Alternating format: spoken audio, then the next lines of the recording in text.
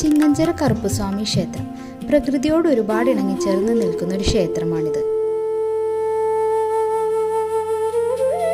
സാധാരണ ക്ഷേത്രങ്ങളിൽ നിന്നും വ്യത്യസ്തമായി പ്രകൃതി തന്നെയാണ് ഈ ക്ഷേത്രം ഒരുക്കിയിരിക്കുന്നത്.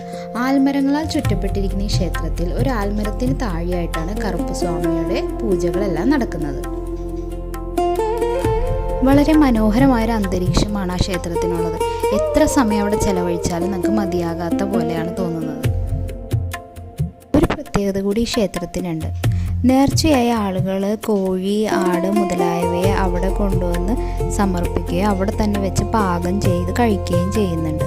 നമ്മൾ എറണാകുളം എടപ്പള്ളിപ്പള്ളിയിൽ കോഴി നേർച്ച ചെയ്യുന്നത് കണ്ടിട്ടില്ലേ? അതുപോലെ തന്നെയാണ് ഇവിടെയും ഇങ്ങനെ ഒരു നേർച്ച ചെയ്യുന്നത്.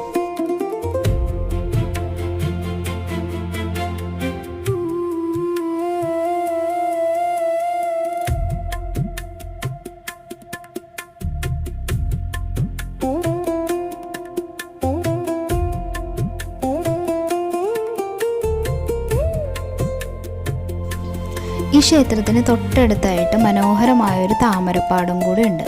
അങ്ങോട്ടേക്ക് നമ്മൾ ഇറങ്ങി ചെല്ലുമ്പോൾ അതിൻ്റെ ചുറ്റുപാടും കാണാൻ വളരെ മനോഹരമാണ്.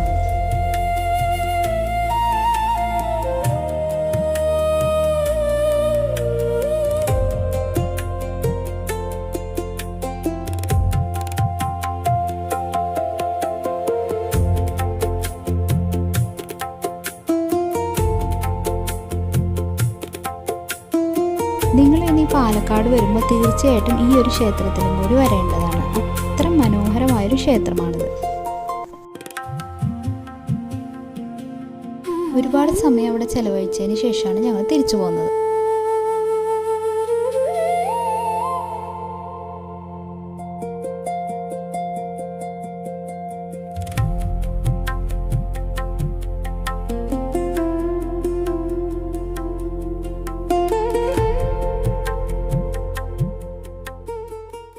ചിങ്ങഞ്ചിറ കറുപ്പുസ്വാമി ക്ഷേത്രം പ്രകൃതിയോട് ഒരുപാട് ഇണങ്ങിച്ചേർന്ന് നിൽക്കുന്ന ഒരു ക്ഷേത്രമാണിത്.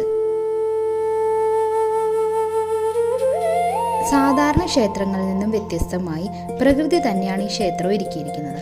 ആൽമരങ്ങളാൽ ചുറ്റപ്പെട്ടിരിക്കുന്ന ഈ ക്ഷേത്രത്തിൽ ഒരു ആൽമരത്തിന് താഴെയായിട്ടാണ് കറുപ്പുസ്വാമിയുടെ പൂജകളെല്ലാം നടക്കുന്നത്.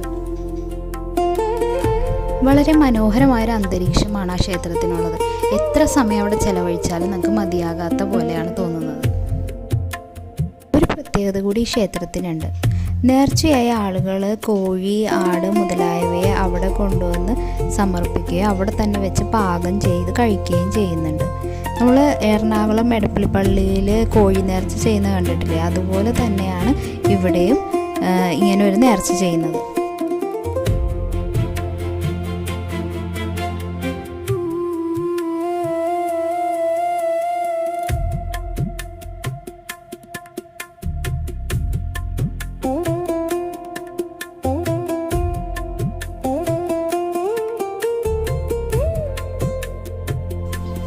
ഈ ക്ഷേത്രത്തിന് തൊട്ടടുത്തായിട്ട് മനോഹരമായൊരു താമരപ്പാടം കൂടി ഉണ്ട്. അങ്ങോട്ടേക്ക് നമ്മൾ ഇറങ്ങി ചെല്ലുമ്പോൾ അതിൻ്റെ ചുറ്റുപാടും കാണാൻ വളരെ മനോഹരമാണ്.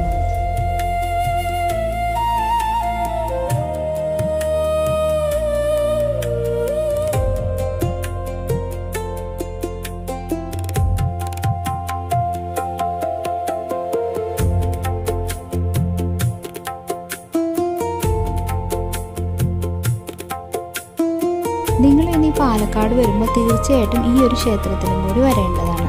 അത്ര മനോഹരമായൊരു ക്ഷേത്രമാണിത്.